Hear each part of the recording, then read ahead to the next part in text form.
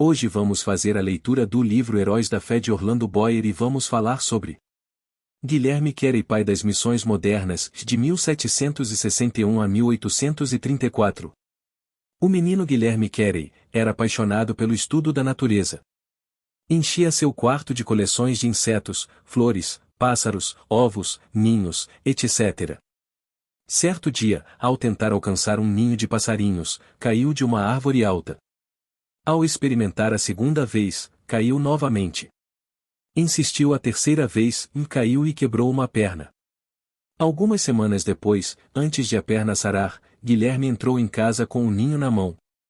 "Subiste à árvore novamente?" exclamou sua mãe. "Não pude evitar, tinha de possuir o ninho, mamãe", respondeu o menino. Disse que Guilherme Carey, fundador das missões atuais, não era dotado de inteligência superior e nem de qualquer dom que deslumbrasse os homens. Entretanto, foi essa característica de persistir, com espírito indômito e inconquistável, até completar tudo quanto iniciará, que fez o segredo do maravilhoso êxito da sua vida. Quando Deus o chamava a iniciar qualquer tarefa, permanecia firme, dia após dia, mês após mês e ano após ano, até acabá-la.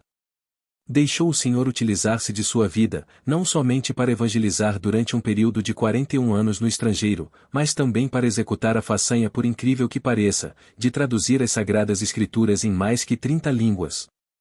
O avô e o pai do pequeno Guilherme eram sucessivamente professores sacristão de igreja anglicana e da paróquia. Assim o filho aprendeu o pouco que o pai podia ensinar-lhe. Mas não satisfeito com isso, Guilherme continuou seus estudos sem mestre. Aos 12 anos adquiriu um exemplar do vocabulário latino, por Disch, o qual decorou.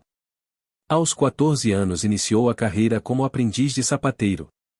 Na loja encontrou alguns livros, dos quais se aproveitou para estudar. Assim iniciou o estudo do grego. Foi nesse tempo que chegou a reconhecer que era um pecador perdido, e começou a examinar cuidadosamente as Escrituras.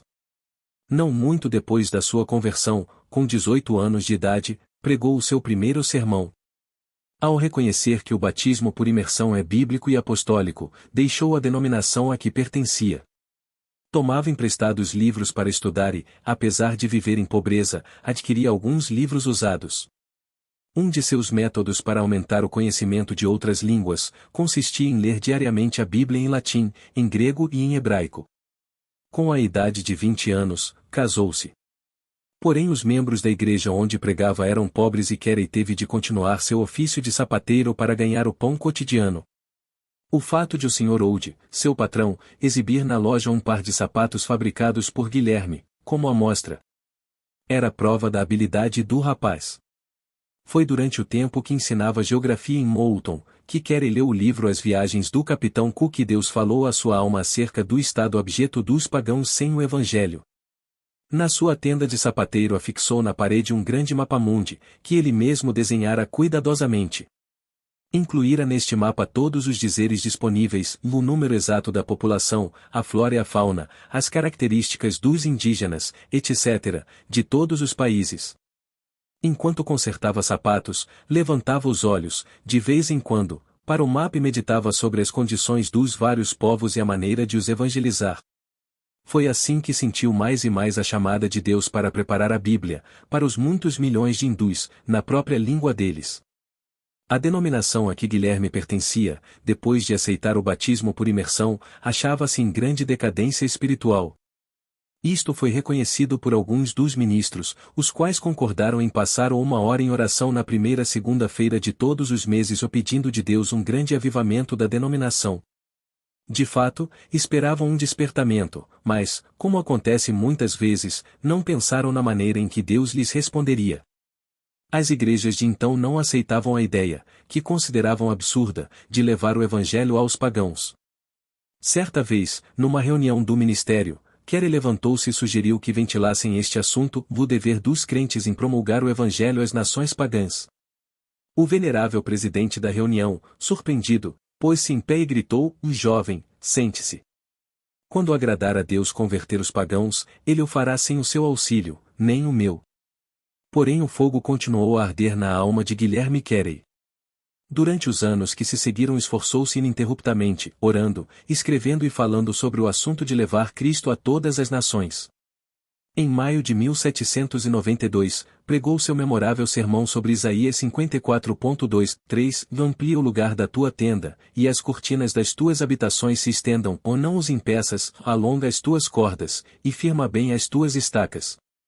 Porque transbordarás a mão direita e a esquerda, e a tua posteridade possuirá as nações e fará que sejam habitadas as cidades assoladas.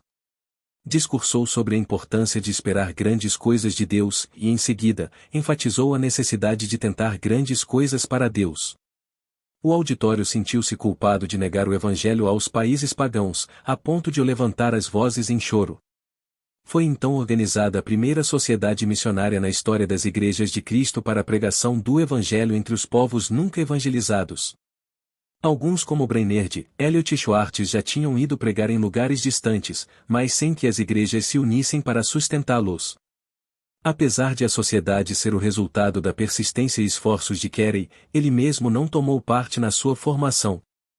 O seguinte, porém, foi escrito acerca dele nesse tempo.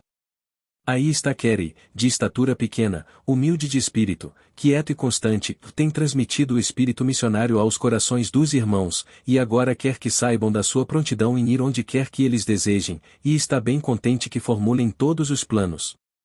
Nem mesmo com esta vitória, foi fácil para Guilherme Carey concretizar o sonho de levar Cristo aos países que jaziam nas trevas. Dedicava o seu espírito indômito a alcançar o alvo que Deus lhe marcará.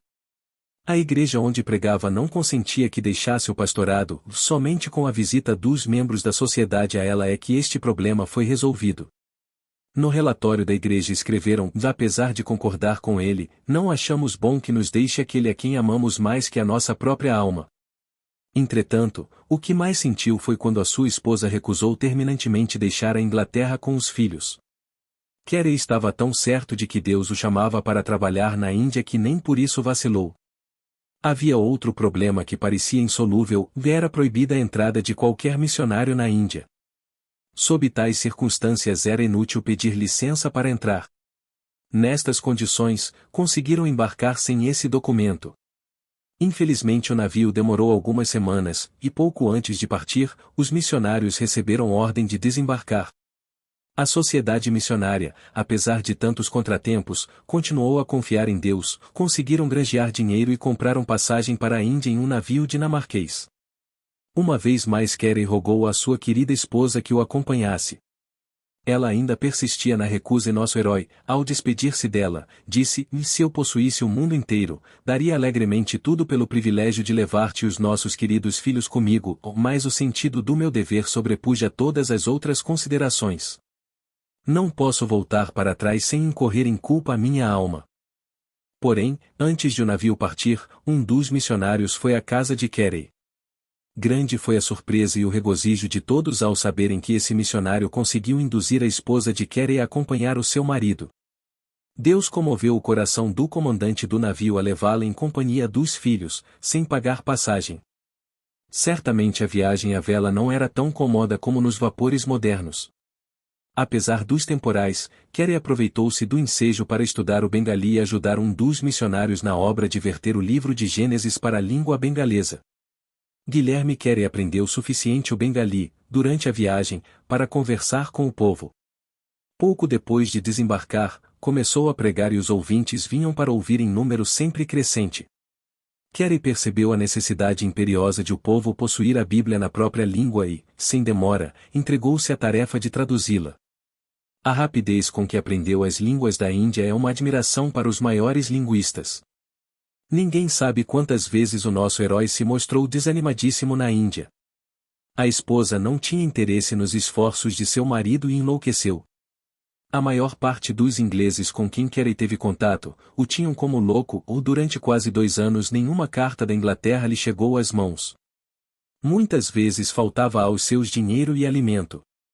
Para sustentar a família, o missionário tornou-se lavrador da terra e empregou-se em uma fábrica de anil.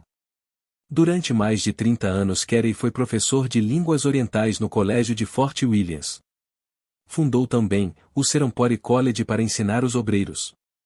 Sob a sua direção, o colégio prosperou, preenchendo um grande vácuo na evangelização do país. Ao chegar à Índia, Carey continuou os estudos que começara quando menino. Não somente fundou a Sociedade de Agricultura e Horticultura, mas criou um dos melhores jardins botânicos, redigiu e publicou o Hortus Bengalensis. O livro O Flora Indica, outra de suas obras, foi considerada obra-prima por muitos anos. Não se deve concluir, contudo, que, para Guilherme Carey, a horticultura fosse mais do que um passatempo. Passou, também, muito tempo ensinando nas escolas de crianças pobres. Mas, acima de tudo, sempre lhe ardia no coração o desejo de se esforçar na obra de ganhar almas. Quando um de seus filhos começou a pregar, Carey escreveu: "De meu filho, Félix, respondeu à chamada para pregar o Evangelho." Anos depois, quando esse filho aceitou o cargo de embaixador da Grã-Bretanha no Sião, o pai, desapontado e angustiado, escreveu para um amigo: "Félix encolheu-se até tornar-se um embaixador." Durante o período de 41 anos, que passou na Índia, não visitou a Inglaterra. Falava, embora com dificuldade, mais de 30 línguas da Índia, dirigia a tradução das escrituras em todas elas e foi apontado ao serviço árduo de tradutor oficial do governo. Escreveu várias gramáticas indianas e compilou notáveis dicionários dos idiomas bengali, marathi e sânscrito. O dicionário do idioma bengali consta de 3 volumes e inclui todas as palavras da língua, traçadas até a sua origem e definidas em todos os seus sentidos. Tudo isto era possível porque sempre economizava o tempo, segundo se deduz do que escreveu seu biógrafo. Desempenhava estas tarefas hercúleas sem pôr em risco a sua saúde, aplicando-se metódica e rigorosamente ao seu programa de trabalho, ano após ano. Divertia-se, passando de uma tarefa para outra. Dizia que se perde mais tempo, trabalhando inconstante e indolentemente do que nas interrupções de visitas. Observava, portanto, a norma de entrar, sem vacilar, na obra marcada e de não deixar coisa alguma desviar a sua atenção para qualquer outra coisa durante aquele período. O seguinte escrito pedindo desculpas a um amigo pela demora em responder-lhe a carta, mostra como muitas das suas obras avançavam juntas. Levantei-me hoje às 6, li um capítulo da Bíblia hebraica, passei o resto do tempo, até às 7, em oração.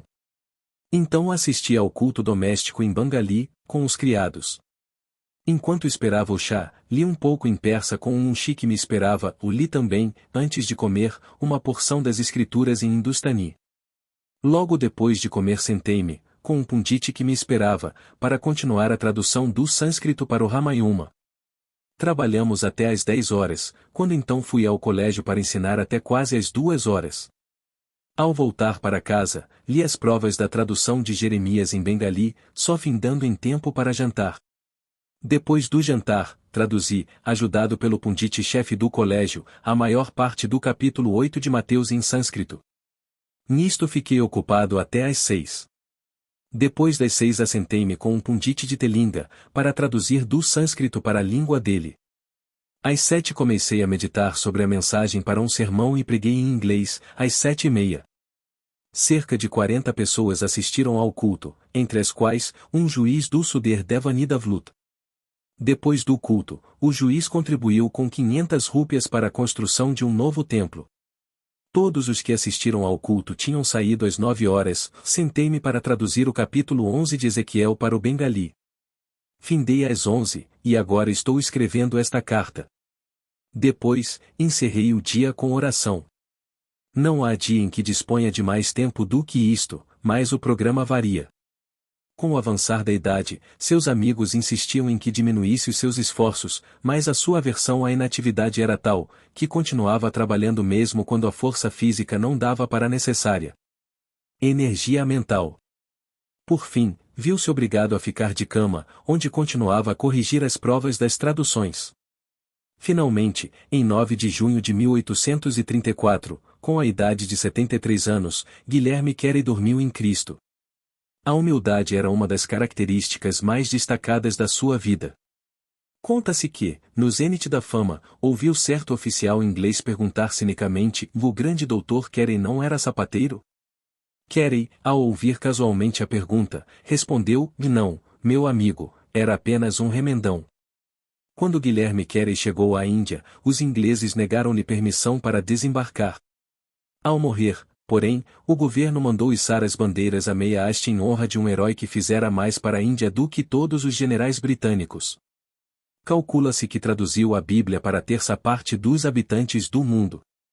Assim escreveu um de seus sucessores, o missionário Wenger, e não sei como Carey conseguiu fazer nem a quarta parte das suas traduções.